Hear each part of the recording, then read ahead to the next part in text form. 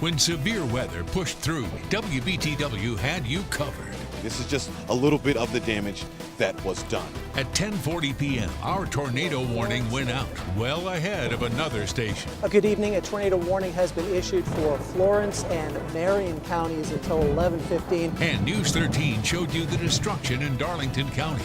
Just laying there praying, Lord, please save us. That's severe weather coverage you can count on.